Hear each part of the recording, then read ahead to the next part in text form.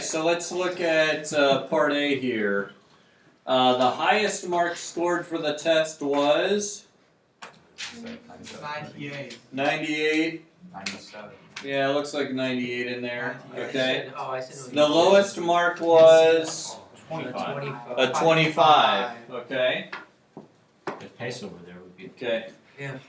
So half of the class scored a mark greater than or equal to 70. Okay. Half the class scored greater than or equal to our median, 70. Okay? The top 25% of the class scored at least 85. 85. Good. Alright, and then the middle half of the class had scores between what and what? 55. 55 to the not. 55 and 85. 85. Okay? That's your inner quartile. Okay, so your interquartile range, 55 to 85, that would be 30. Okay? Now, what is the range of the whole data set? 73. 73, 98 minus 25, 73. Okay? And then, well, I already gave away this one. The interquartile range 30. was 30. Okay? So we have 98 to 25, half the class scored greater than or equal to our median 70, the top 25% scored at least 85, the middle half was between 55 and 85, okay, the range again was 53, or 73, thanks, and then the IQR was 30. Okay. We get the number C. The C. C? Yeah. Okay, interquartile range.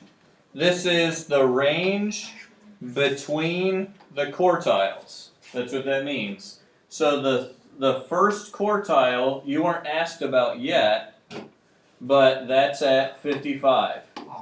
That's Q1. Okay, this was our median. This was our Q3, which is 85. Okay? So this range was 30.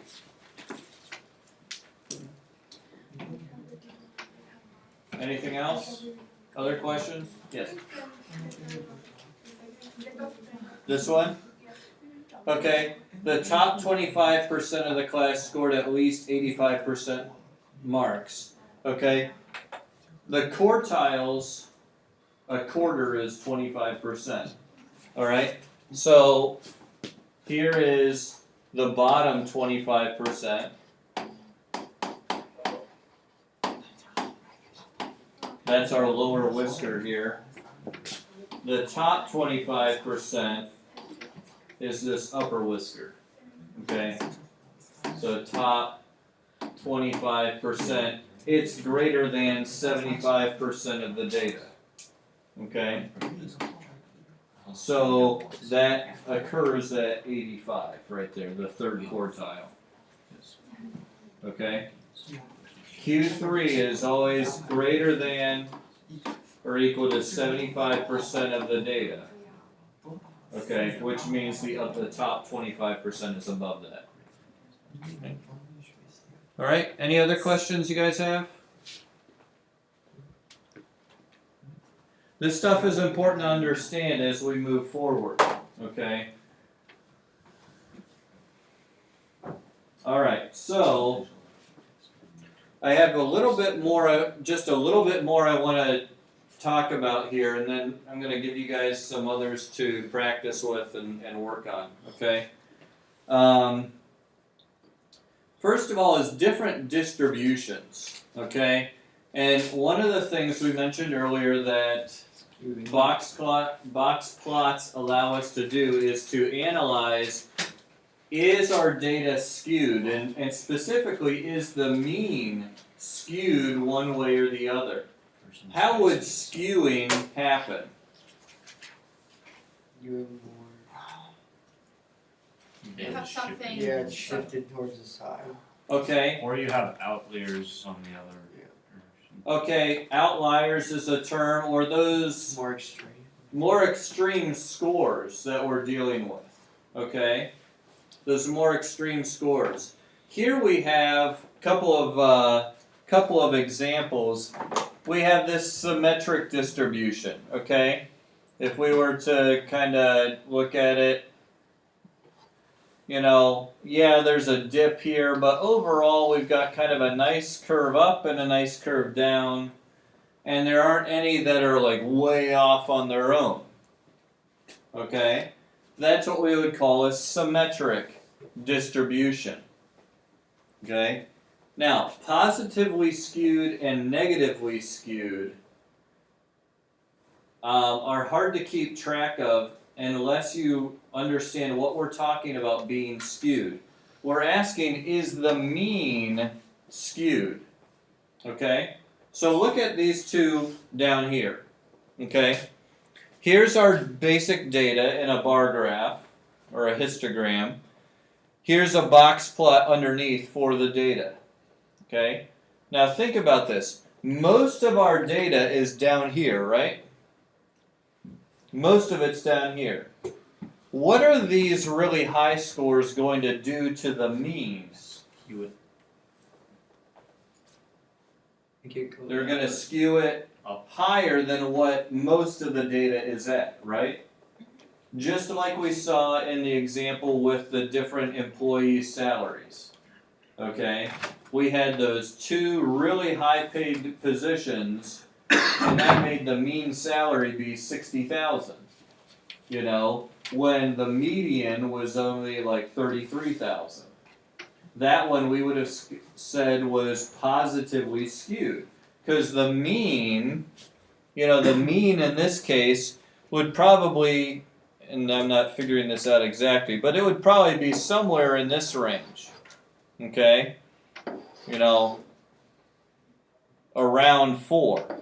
Okay, so if the mean is somewhere around there, but the median is way down here, and it's only, the mean is only up here because we had this 7 and 8 up here, it's skewed all our data.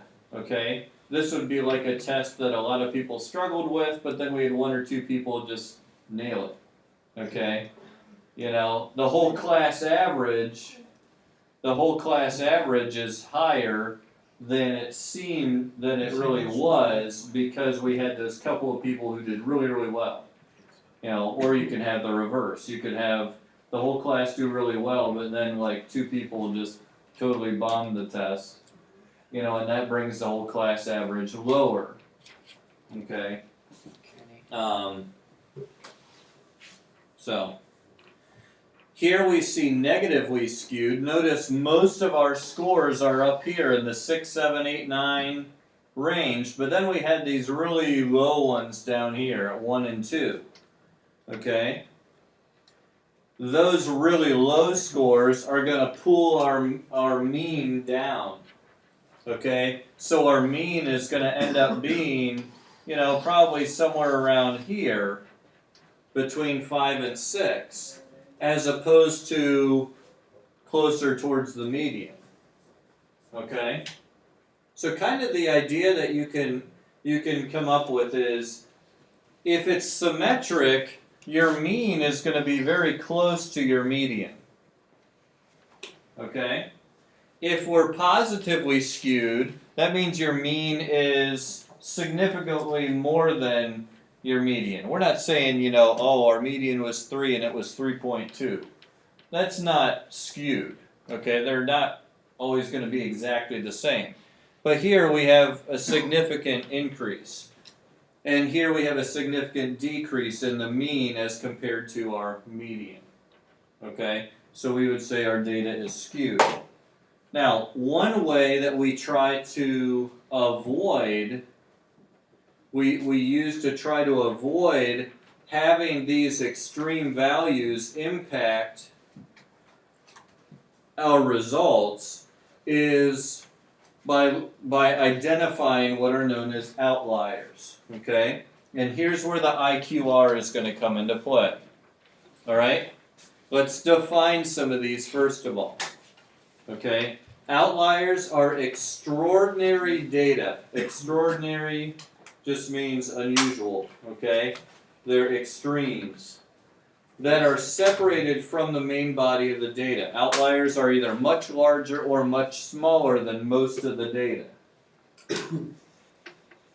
A commonly used test to identify outliers involves the calculation of the upper and lower boundaries, and the way we do that is by using the IQR and the quartiles, okay? So watch this, okay? The upper boundary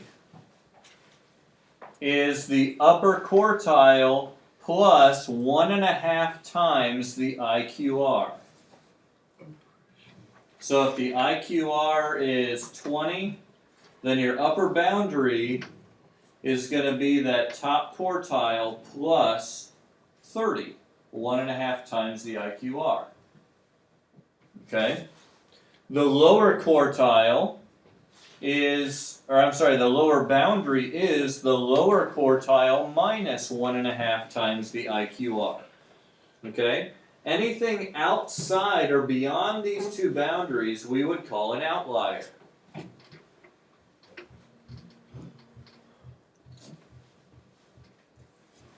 Now, let's see this in action by going back to this example. The IQR was 30 here. So, if we're trying to determine outliers, we would multiply that by 1.5. So, what's 1.5 times the IQR? 45. Yeah, 1.5 times the IQR is 45. So, here's what we would do. Our upper quartile is at 85. So if I add 45 to it, I'm at 130, right? Yeah. So do I have any outliers on the top end? No. No. Okay, no one scored over 130. Okay? Notice I added it to this third quartile. Then on the bottom end, I go to my first quartile and I'll subtract it. So 55 minus 45 takes me down to 10. Alright? So in this case, do we have any outliers? No. No. Okay? No. This data is legitimate because there are no real extreme values that are skewing all our numbers. Okay?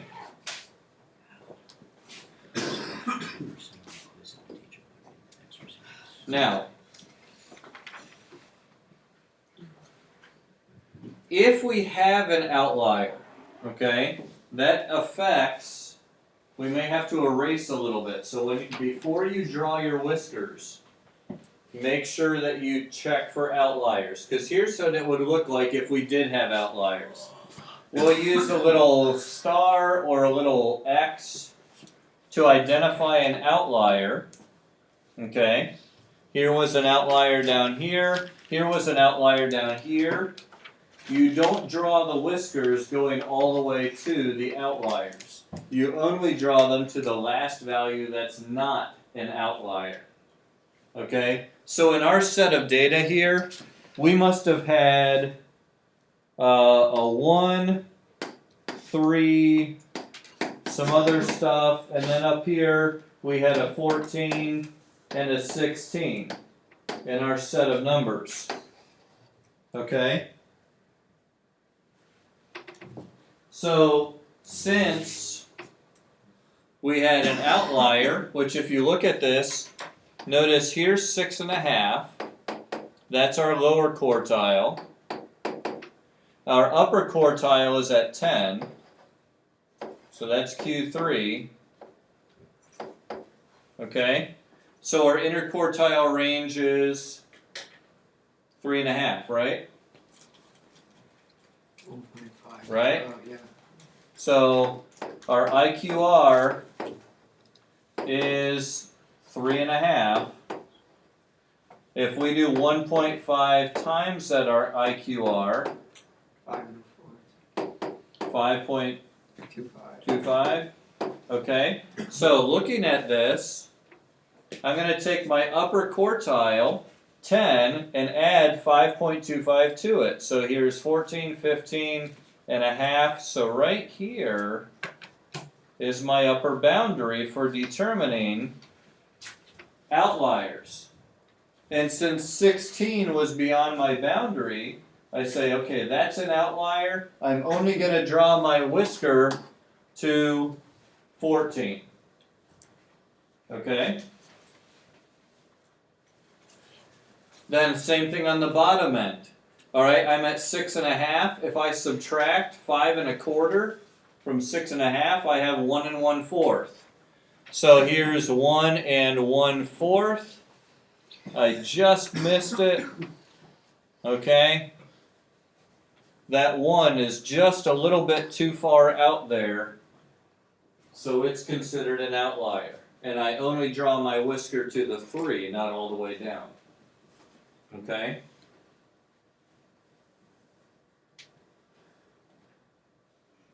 Now, what we could do then with this, if we wanted to go back and try to recalculate some things, we could. We could identify, hey, there were outliers that skewed our data. These are what they were, but, and if we're reporting the data, if we're reporting the statistics, we would want to identify this so that we're very open with the whole process, okay?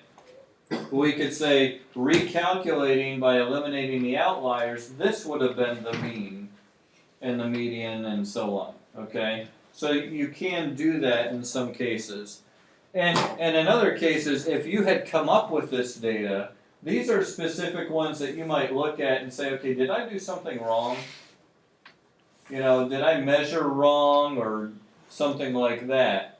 This can help us identify errors, and if that's the case, then you can just eliminate that data point completely.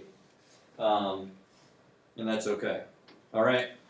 So, another thing to consider when you're drawing these box plots is, do we have outliers? And if so, let's make sure we draw it properly. Okay? Now, what we're going to do, I want to do a quick little matching to try to see if you can pick which of these graphs, these bar graphs up here, go with these box and whisker plots down here. Okay? Take a couple minutes and look at those. Or it may not take a couple minutes. Take a minute or two and look at those. And see if you can match which bar graph goes with which box and whisker plot. And then we'll see what you come up with. Mm-hmm.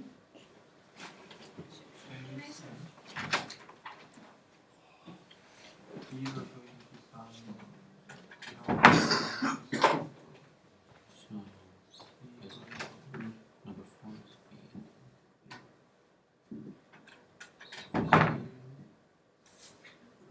4 is B. 4 is B. 3 is C. So we'll clean it up. 4 is B. 3 is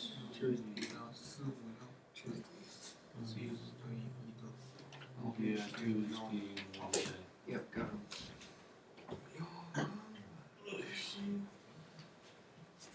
Think you have them? Yep. Yep. Okay. A is What's one of the most helpful parts to look at? the skew and the outliers. The outliers, the extremes, okay? Just looking at like the mean. And also whether or not the data is skewed, okay? What would we say about this one? It's skewed how? Negative. It's probably skewed negatively. We have a lot here up around 5 and 6, but we have a few more down here at 2.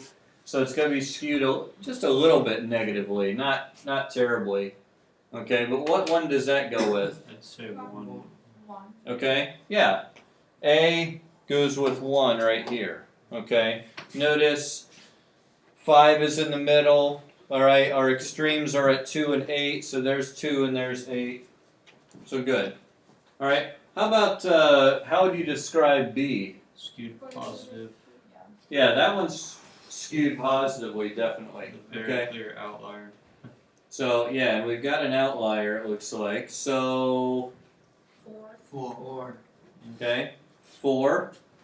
All right, we actually end up with 2 outliers at 9 and 13. So this one and this one are both outliers.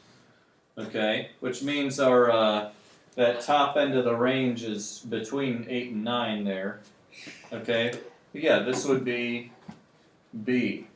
Okay, and then how about C? 3. We have 2 outliers. 3. Because there's 2 of the out. Yeah, we've got this one and this one that are pretty far out there. We've got a big cluster in the middle. Notice how short the box is. Yeah. That's because we have them really clustered right in the middle, so the box isn't stretched out real long. Okay. But notice the upper whisker is longer because this 10 here, okay, is further away from the body, but it's not quite an outlier. Alright. So, good. And then, oh yeah, so that's C. And then notice D. D is a pretty symmetric, pretty symmetric distribution.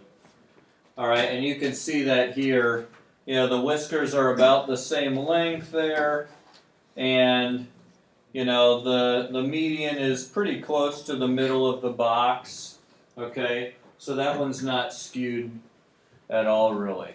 Okay, so that would be D. Okay? Any questions? No. Comments? Anything you guys have? Alrighty. So, what we're going to do with the remainder of our time is I want to give you guys opportunity to practice. So, 37 to 40 and 45. 37 to 40 are just very straightforward. 5 the number, part A, find the lower and upper quartiles, which basically you're going to have to find your whole 5-number summary for that. And then B, sketch a box and whisker plot, okay, for the data, making sure that you identify any outliers, all right? And then 45, you're actually comparing. You're going to create box and whisker plots for both sets of data and look at them side by side and try to come up with some results as a result of that, okay? So, what you guys